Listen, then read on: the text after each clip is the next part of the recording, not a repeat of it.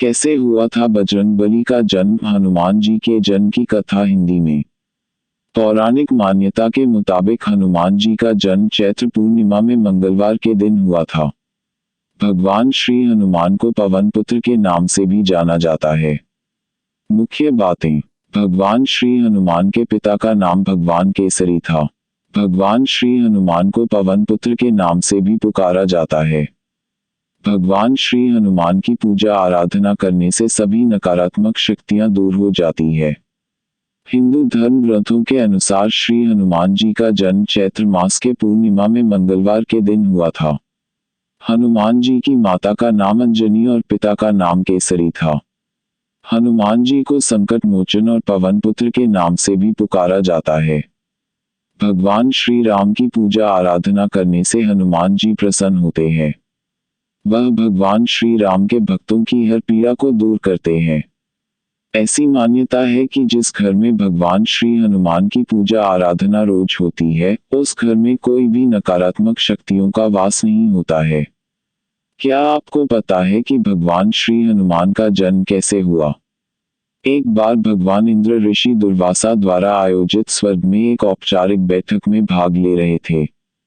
तब उस समय हर कोई एक गहन मंथन में डूबा था। पुंजिकस्थली नाम की एक अप्सरा अनजाने में उस बैठक में विघ्न पैदा कर रही थी। तभी ऋषि दुर्वासा ने उसे ऐसा नहीं करने को कहा। ऋषि दुर्वासा की कही गई बातों को उस अप्सरा ने अनसुना कर दिया। यह देखकर वो नाराज हो गए। तब ऋषि दुर्वासा ने उसे श्राप देते हुए कहा कि तुमने एक बंदर की तरह काम किया है, इसलिए तुम उसी प्रकार एक बंदरिया बन जाओ। ऋषि दुर्वासा के शाप की बात सुनकर अप्सरा को अपनी गलती का एहसास हुआ और वो उनसे रोते हुए क्षमा मांगने लगी। अप्सरा ने ऋषि दुर्वासा से कहा कि हे ऋषि, मुझे क्षमा कर दें। मैं आपको परेशान करने के लिए यह काम नहीं कर रही थी। मुझे इस बात का तनिक भी अंदाजा नहीं था कि मेरी ऐसी मूर्खता का मुझे ऐसा परिणाम मिलेगा।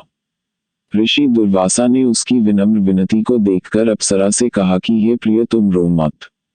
अगले जन्म में तुम एक भगवान से शादी करोगी, लेकिन वह एक बंदर होगा और तुम्हारा जो पुत्र होगा वह बंदर ही होगा, जो बहुत ही शक्तिशाली होगा और भगवान श्री राम का प्रिय भक्त होगा। यह सुनकर पुंजिकस्थली ने ऋषि दुर्वासा को नमस्कार करते हुए दिए गए श्राप को स्वीकार किया। तब माता अंजना का जन्म बंदर भगवान विराज से हुआ। जब माता अंजना विवाह योग्य हो गई तब उनकी शादी बंदर भगवान केसरी से हुई थी। इसके बाद माता अंजना अपने पति के साथ सुखी वैवाहिक जीवन व्यतीत करने लगी। अंजना और केसरी एक शांतिपूर्ण जीवन जी रहे थे। एक दिन शंखबल नामक जंगली हाथी ने अपना नियंत्रण खो दिया और हंगामा खड़ा कर दिया। कई लोगों की इस हंगामे में जान चली गई। कितने ऋषि इस वजह से अपना अनुष्ठान पूरा नहीं कर सके। भगवान केसरी श्री शंखबल से बेहद प्रेम करते थे। भगवान केसरी ने अपने प्रिय हाथी को जब मार डाला तो वह बहुत शोक में डूब गए।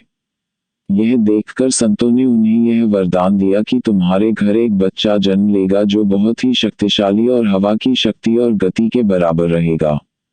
तब इस प्रकार भगवान केसरी के घर में माता अंजना ने भगवान श्री हनुमान को जन्म दिया। यही उनके जन्म की कहानी है, इसलिए उन्हें अंजनी पुत्र और पवन पुत्र कहा जाता है।